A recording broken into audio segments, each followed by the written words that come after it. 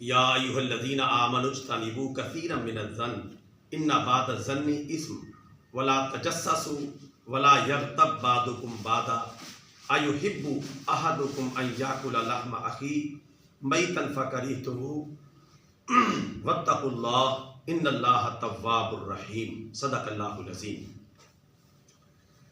ترجمہ: اے ایمان والو، بہت سے گمان کرنے سے بچو، بے شک بعض گمان گناہ ہوتے ہیں، اور تم جاسوسی میں نہ لگے رہو، اور تم ایک دوسرے کی غیبت نہ کیا کرو۔ کیا تم میں سے کوئی اس بات کو پسند کرے گا کہ وہ اپنے مردہ بھائی کا گوشت کھائے؟ تو تم اسے ناپسند کرو گے، اور تم اللہ تعالیٰ سے ڈرتے رہو، بے شک اللہ تعالیٰ بہت زیادہ توبہ قبول کرنے والا مہربان ہے۔ برادران اسلام، یہ آیت کریمہ ہے پارہ نمبر 26 سورہ حجرات کی آیت نمبر 12 ہے، جس کی میں نے تلاوت کی اور اس کا ترجمہ آپ کی خدمت میں پیش کیا۔ اس آیت کریمہ کا ترجمہ بالکل آسان ہے، بات بھی بالکل آسان ہے جو ہماری سمجھ میں آ گئی ہے۔ اس میں بدگمانی اور غیبت کا بیان کیا گیا ہے۔ بدگمانی کو بھی ایک بہت بڑا گناہ قرار دیا گیا ہے، اور غیبت کو بھی ایک بہت بڑا گناہ قرار دیا گیا ہے۔ اللہ تعالیٰ نے قرآن پاک میں اور پیارے نبی صلی اللہ علیہ وسلم نے اپنے ارشادات عالیہ میں بدگمانی کو کبیرہ گناہ قرار دیا ہے، اسی طرح غیبت کو بھی کبیرہ گناہ قرار دیا ہے۔ اس آیت کریمہ میں بھی اس کی شدید مذمت کی گئی ہے اور اس کام سے روکا گیا ہے۔ بدگمانی کیا ہے؟ پہلے اس بات کو سمجھ لیں۔ ہمیں غیبت کا اور بدگمانی کا پتہ ہوگا تو ہم اس سے بچیں گے، اس کے بعد ہمیں یہ قرآن پاک کی آیت کریمہ سمجھ میں آئے گی۔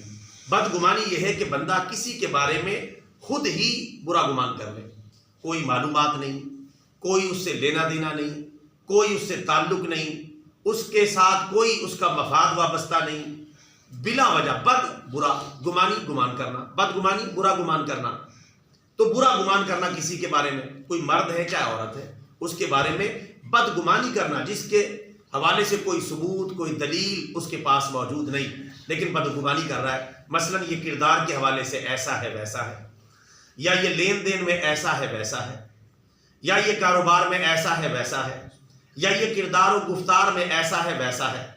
میں مختصر عرض کر رہا ہوں، یعنی خود ہی اپنے پاس سے گھڑ لینا اور بدگمانیاں پھیلانا، اور پھر بدگمانیاں اپنے دل میں بھی پیدا کرنا اور ساتھ ساتھ اسے معاشرے میں بھی بیان کرنا، یہ اور بھی زیادہ خطرناک ہے۔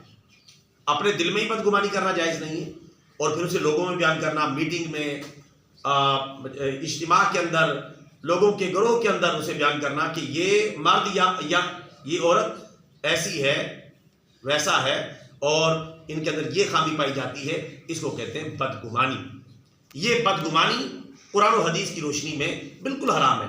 اگر آپ کو کسی کے بارے میں کوئی مسئلہ ہے اور آپ کو پتہ چلا، کوئی آپ کے دل میں سی بات آ گئی ہے، تو براہ راست اس بندے سے رابطہ کریں، اس سے بیٹھ کر علیحدہ سے پوچھ لیں کہ میرے دل میں آپ کے بارے میں اس طرح کا خیال آتا ہے، میں بڑے صمیم قلب کے ساتھ آپ سے پوچھ رہا ہوں، تو یہ کیا بات ہے، اس کی وضاحت پوچھ لیں، تاکہ بدگمانی بھی ختم ہو، مسئلہ بھی حل ہو جائے اور اصل بات بھی سامنے آ جائے۔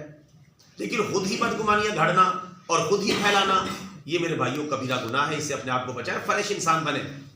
یہ بدگمانی رکھنے والے بندے اکثر سارا دن ان کے منہ پہ 12 بجے رہتے ہیں، پریشان رہتے ہیں، پیٹ میں مروڑ اٹھتے رہتے ہیں، نہ لینا نہ دینا، مسئلہ کسی کا ہے، یہ بلا وجہ بدگمانی میں بس تھلے کھاں پڑے ہوئے اور اپنی آخرت کو تباہ و برباد کر رہے ہیں۔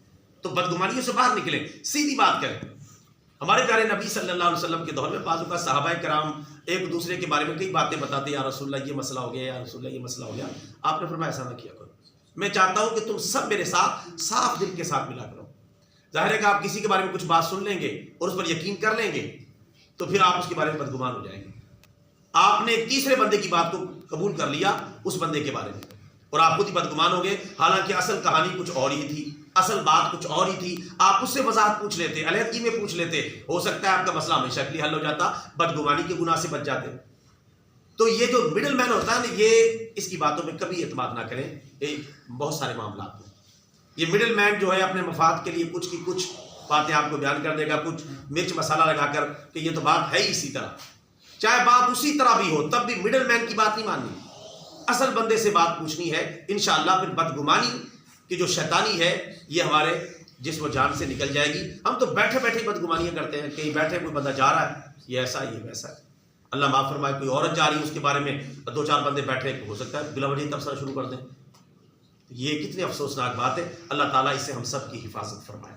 دوسری بات میرے بھائیوں, غیبت یہ ہوتی ہے کہ کسی بندے کے اندر کوئی عیب پایا جا رہا ہے اور آپ کو محسوس ہوا کہ اس کے اندر یہ عیب پایا جا رہا ہے, تو آپ اس عیب کو اس کے پس پردہ یعنی جب وہ موجود نہیں ہے اسے بیان کرنا شروع کر دیں.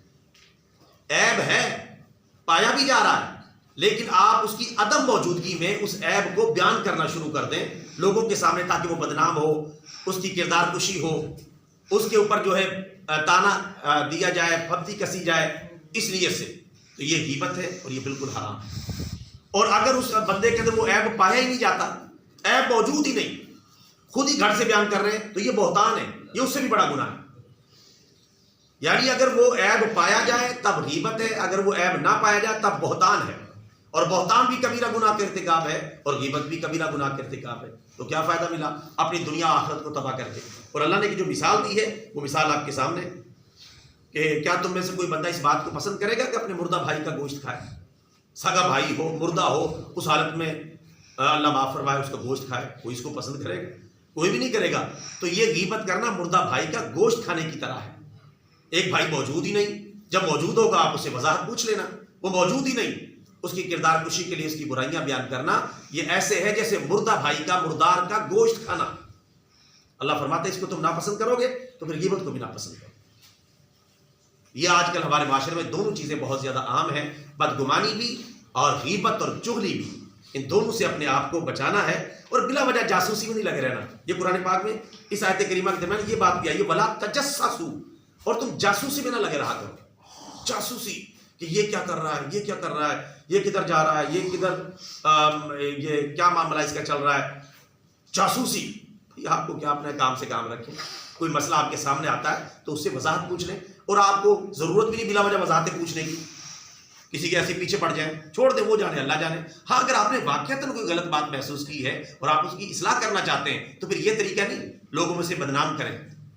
یہ طریقہ ہے اس سے بات کریں علیحدگی میں اور اس کے سامنے یہ مسئلہ رکھ دیں. انشاءاللہ وہ اپنی اصلاح بھی کرے گا اور آپ کو اپریشیٹ بھی کرے گا کہ یار آپ نے میری عزت کا خیال رکھا, مجھے علیحدگی میں سمجھایا. تو یہ کام ہمیں اپنانا چاہیے. بدگمانی اور غیبت سے بچنا چاہیے. اگر کوئی ایسا ویسا ہمارے دل میں محسوس ہوتا ہے, پہلی بات تو یہ کہ بدگمانی پر چلنا ہی نہیں چاہیے. رسول پاک صلی اللہ علیہ وسلم نے فرمایا بدگمانی سب سے بڑا جھوٹ ہے. بدگمانی تو ایسی چیز, ہم ادھر کھڑے, کوئی ہم نے ایسے ایسے کوئی بندہ کوئی عورت گزرتے دیکھی, اچانک دل میں ایک طرح خیال ضرور آئے گا اس کے بارے میں, اچھا یا برا. اکثر برے ہی آتے ہیں. تو بدگمانی کو رسول پاک نے سب سے بڑا جھوٹ قرار دیا. تو جو ہے ہی جھوٹ, اس کے پیچھے کیا لگنا, لیکن پھر بھی آپ کو یقین کی کیفیت پیدا ہو رہی ہے تو اس کا حل وہ ہے جو میں نے عرض کر دیا. آخر میں اللہ تعالیٰ نے فرمایا کہ تم اللہ تعالیٰ سے ڈرتے رہا کرو, بے شک اللہ تعالیٰ بڑا ہی توبہ قبول کرنے والا, بڑا ہی مہربان ہے. اگر اس طرح کی عادت اگر ہماری ہے تو ہمیں رجوع کرنا چاہیے, بدگمانی سے پیچھے ہٹنا چاہیے, غیبت سے پیچھے ہٹنا چاہیے اور اللہ کی بارگاہ میں توبہ کر لینی چاہیے. کیونکہ مرنے سے پہلے جتنا بھی بڑا گناہ ہے اگر اس سے معافی مانگ لی جائے گی اللہ تعالیٰ اسے معاف کر دے گا. وما علینا الا البلاغ المبین.